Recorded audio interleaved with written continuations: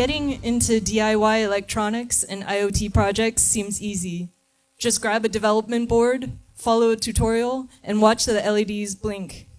But I found that reality was messier. I ran into outdated documentation, unresponsive project maintainers, cryptic error messages. These challenges made me rethink how we approach tutorials, documentation, and the learning process itself.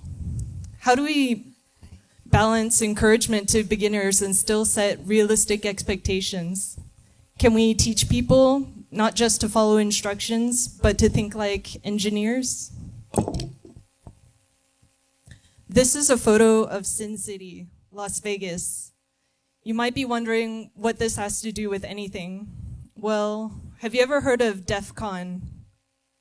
DEF CON's officially a security conference, but in reality, it's a legendary annual gathering of hackers, tinkers, lockpickers, engineers, social engineers, and creative rule breakers. It's in Las Vegas. I'm not saying I'm one of them, but I really admire them.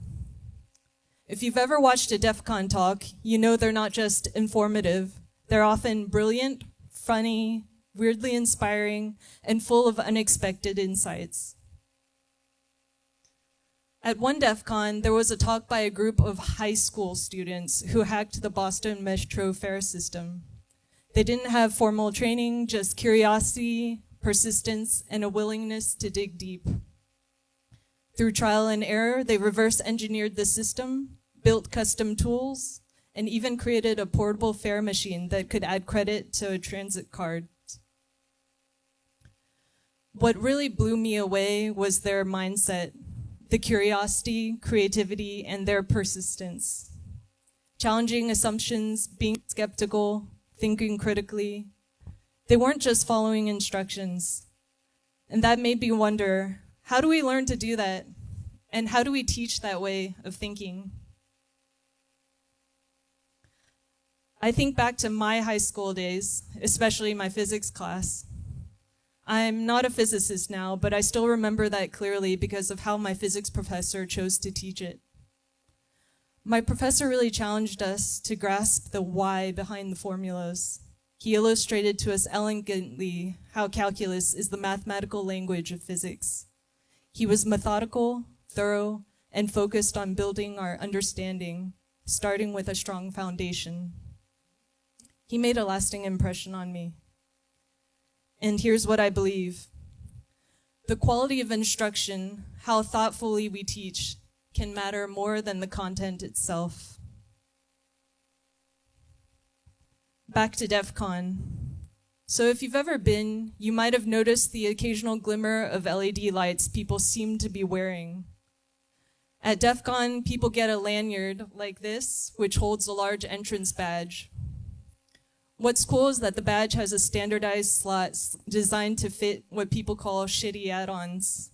It's a term for fun little hardware gadgets that slot right into the badge. Some folks design and program tiny printed circuit boards. Others code little video games. It's like wearable art combined with engineering and a dash of hacker ingenuity. Before DEF CON, I'd never heard of this. Folks were proudly trotting around the conference with their battery-powered Blinky LEDs, and I wanted to be part of it. I'm a crafter by nature. I love knitting, baking, making things with my hands. I thrive on creative expression. So naturally, I thought, surely this badge-making thing is right up my alley. And that's where this story begins, my journey to create a badge of my own. I wanted to learn how to design and build a badge from scratch. And along the way, I discovered that even the best tutorials sometimes miss the mark. So it turns out there aren't that many beginner-friendly tutorials on how to make a shiny blinking LED badge from scratch. But that's okay. One of my favorite ways to learn is by iterating. So I thought, what if I began with an easy, approachable project? Something fun, something a little crafty, something like an Internet of Things project. I was thrilled to find a small mountain of tutorials and resources online. I started browsing projects like monitoring a plant's moisture level or monitoring a sourdough starter's fermentation. This felt like the perfect step towards eventually making my own Blinky badge. So I set a concrete goal. I'm going to build a temperature and humidity sensor for my room. I was planning on collecting 2 metrics, air temperature and humidity, send those readings and publish them to a public Grafana dashboard.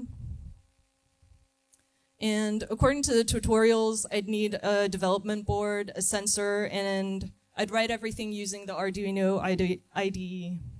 It was a classic, this should be simple project. But of course, I ran into a few surprises. So, from the beginning, I already stumbled on what parts to buy. So mistake number 1 was the fact that when I read Arduino IDE, I thought I needed Arduino hardware. So I did not need the Uno, but it was fun to build it. So finally, when I did get the correct board, I started using the manufacturer's simple program, aka their tutorial. That didn't work because the documentation was outdated. They mislabeled which pins were connected.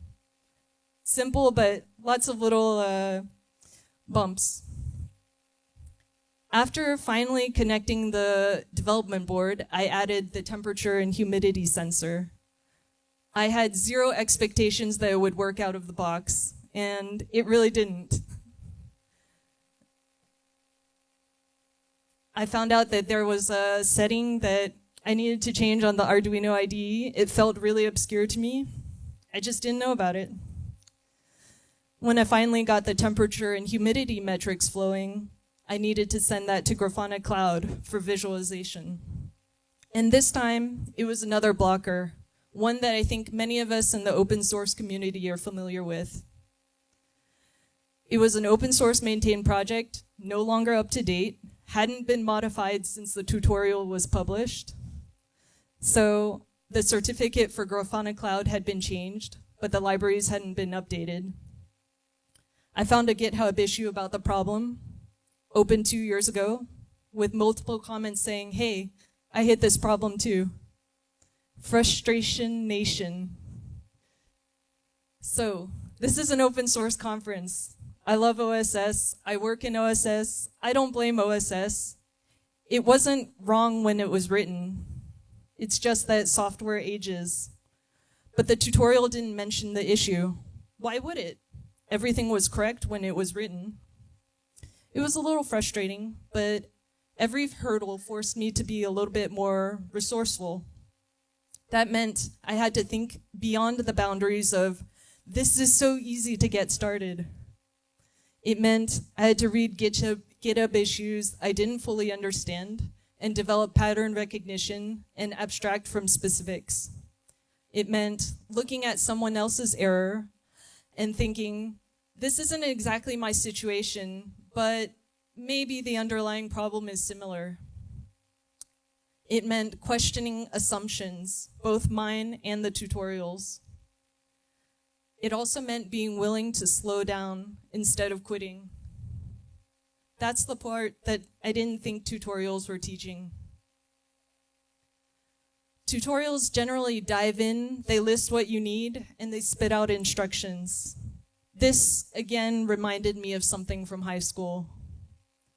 Before lab sessions, they told us we needed to prepare in order to understand what was going on so that when something went wrong, we could debug.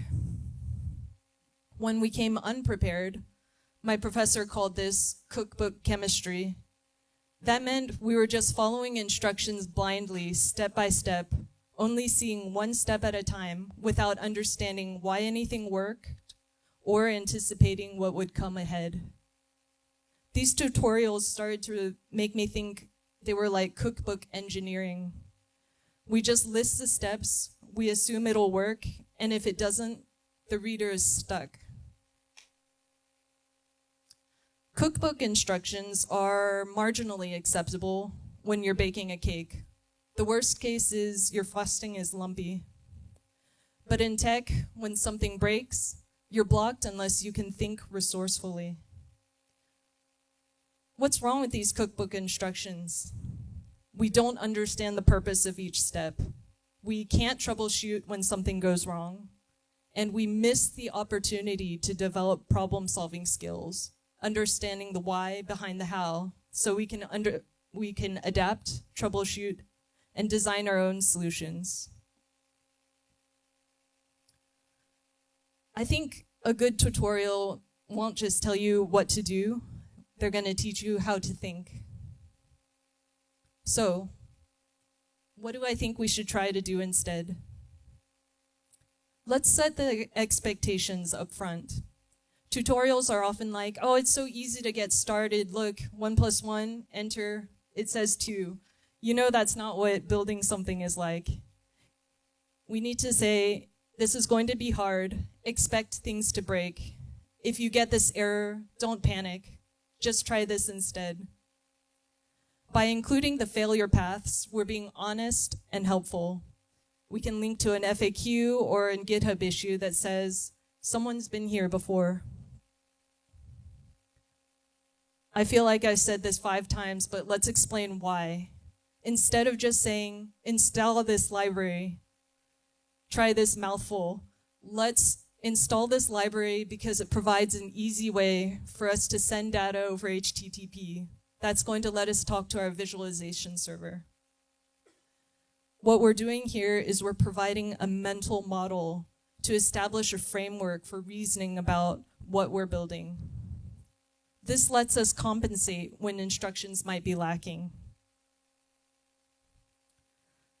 I'd like for us to encourage curiosity.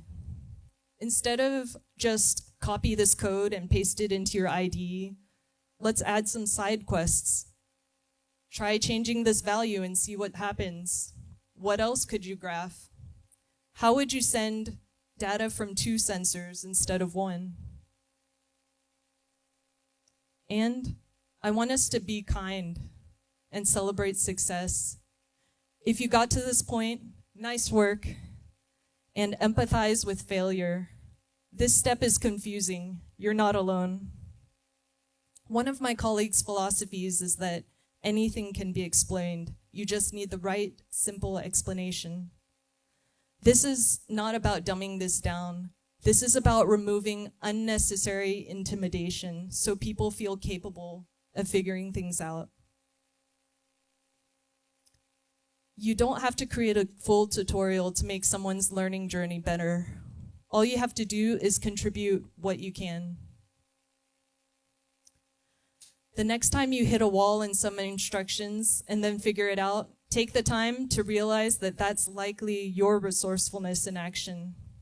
Open a PR, leave a comment, clarify the confusing step, capture the reason you had to do so that others can read whenever the instructions aren't enough. And share your moments of aha. If you write, speak, or are active on social media, don't just show the final result. Share the weird errors, the head-scratching bugs, and what finally made things click. We need more stories like yours, especially for people who are still learning. When I first saw those blinking LED badges at DEF CON, I thought, I want to make one of those. But along the way, I learned a lot more than just electronics. I ran into outdated instructions, mysterious error messages, and tutorials that assumed a perfect world. And what I realized is following steps is not learning. The tutorials that really stick with us don't just show us what to do, they show us how to think. They make us feel like we can figure things out, even when it's messy. Although I never got to building my Blinky LED badge, starting this quest taught me how important the learning journey is. That's all I had to say. Thank you so much for lending me an ear and coming.